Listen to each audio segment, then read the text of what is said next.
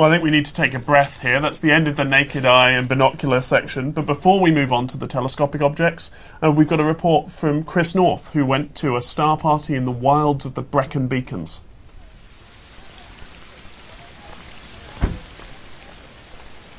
I've come to the Cumdee campsite in South Wales for the first astro camp of the Baker Street Irregular Astronomers. I'd like to catch a glimpse of galaxies, nebulae, binary stars, and later on the moon, and to share in some of the fun. Some of the objects on the Moor Winter Marathon will be up later, and it'd be good to get a few of those under my belt. Their usual stomping ground is Regent's Park in central London, with its eye-watering light pollution. But for 2 nights only, they've swapped the city skyline for lovely dark skies, here in the heart of the Brecon Beacons. Right, you take one end. I'm here for night 2 with my dad, Derry, who got me into astronomy as a young lad. On our family camping holidays, he would often point out the stars and constellations to my brother and me, so this feels like old times. My dad and I have brought with us a range of telescopes to this star party, from the lower end of the price spectrum, say £100 for a 3-inch refractor, to a few £100 for a slightly bigger refractor with a go-to mount that'll go wherever you ask it to. And then if you've got, say, £1,000 or so, you get a bigger telescope that'll let us see the deeper sky objects. Paul, Ralph and Tom help run the Baker Street Irregular Astronomers.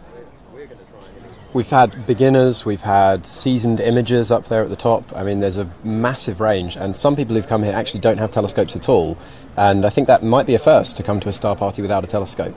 So, yeah, we have a really, really broad range here. Hopefully you're going to have the nice, clear, crisp skies of the Brecon Beacons tonight. What kind of objects are you hoping to look at that you wouldn't normally get a chance to?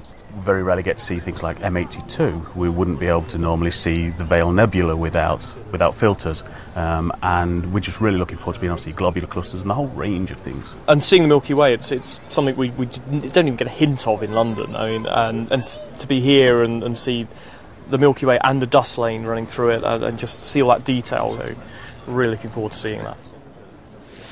The Londoners have been joined by enthusiasts from all over, from Bolton, from Lancashire, the Peak District, and even as far afield as Scotland, all sharing in the fun.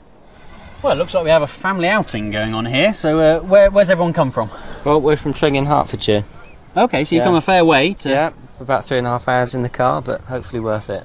Do you get out observing very often at all with it, do you think? Yeah, most of the time when it's clear sky. What kind of objects do you like to look at through the telescope? Milky Way. Milky Way. Milky Way. Milky Way, and the donut. And the donut. They love the donut, the ring nebula. The ring nebula, and it probably looks brilliant through a telescope this size. Hello guys, this is a nice efficient setup you look to have here. And so what objects are you hoping to see with this tonight that you don't normally get to look at? We usually look at double stars and we like looking at Jupiter. It's very good, we see all 4 moons. But today we're trying to learn how to see different deep sky objects like nebula and stuff, because we don't have a motor drive, so we're going to try and do it manually tonight. So yeah, he's got a list of things we're going to try and find. Yeah. So we'll go through that one by one. So a list of objects to find, that sounds like a great idea. Someone should make a programme about that. All right. Sounds like my dad and me many years ago. There are still a few hours to sunset, so I've got some time to cook up some sausages and beans for tea. Right, Dad, how do you fancy some slightly burnt sausages and possibly overdone baked beans? Sounds delightful, Chris. I'm glad I left you to do the cooking.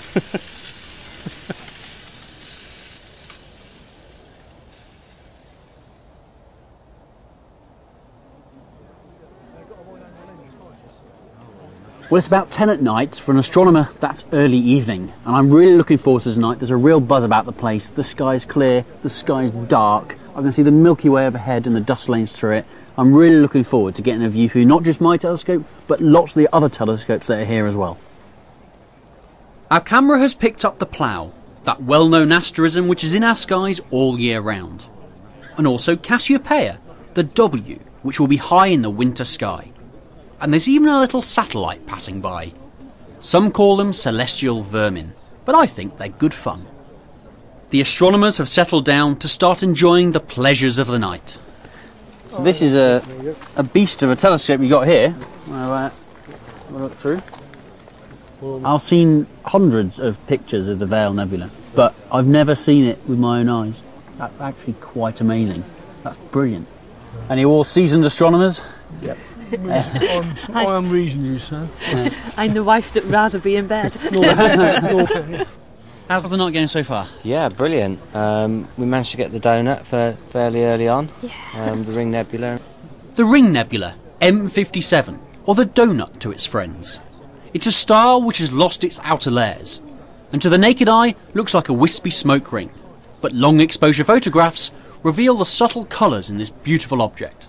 You can definitely see that's a ring. Yeah. It's odd because it almost looks like an out of focus star, except every other star in the field of view is in focus. So it's definitely a tiny little ring, or a donut, I suppose.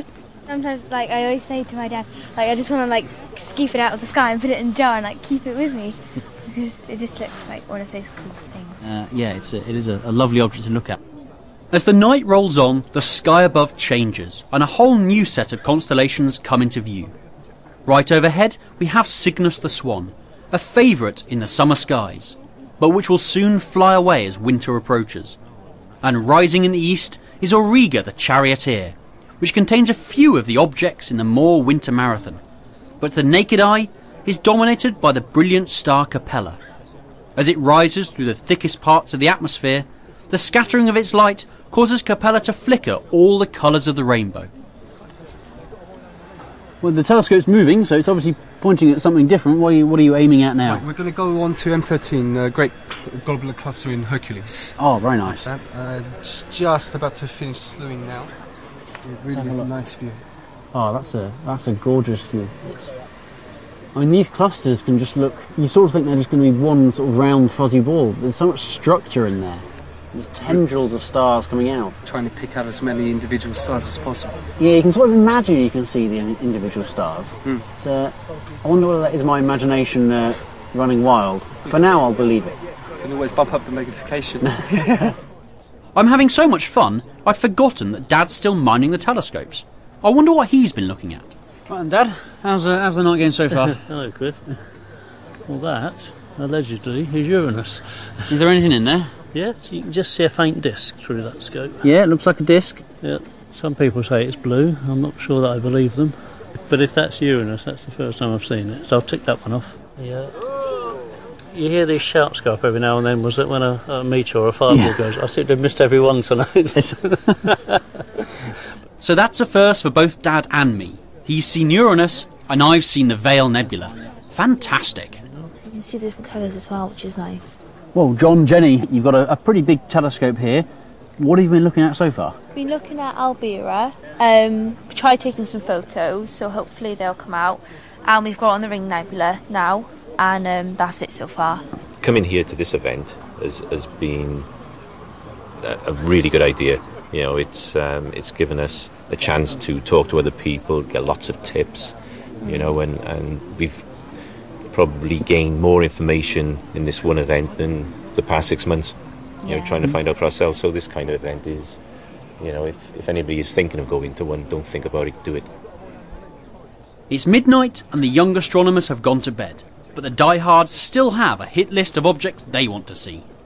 My daughter made a list just before we came out, so we've had a few things. Managed to get M17, the Omega Nebula, earlier on, and now I'm just waiting for the M1 Crab Nebula to come up. I might bottle it in a bit and go to bed, I think. Finally, I get to tick off 4 more Winter Marathon objects. First, the Pleiades as it rises over the hill, followed by the familiar V-shape of the Hyades, and in it, the double star Theta Tauri, number 16 in the list. And hot on their heels is Jupiter, which through binoculars is accompanied by a few of its moons. One of the first things Dad showed me through his telescope many years ago. I'm quite happy to wind down now. Well, I think what I'll do then is I'm going to pack up my telescope and wait for the moon to rise, get a view of the moon, and then possibly call it a night there. Yeah, that sounds like a good plan. The moon is a lovely sight, but at 3 a.m. it's time to call it a night and get into my sleeping bag. It's been a great night and a great star party. Well, Chris,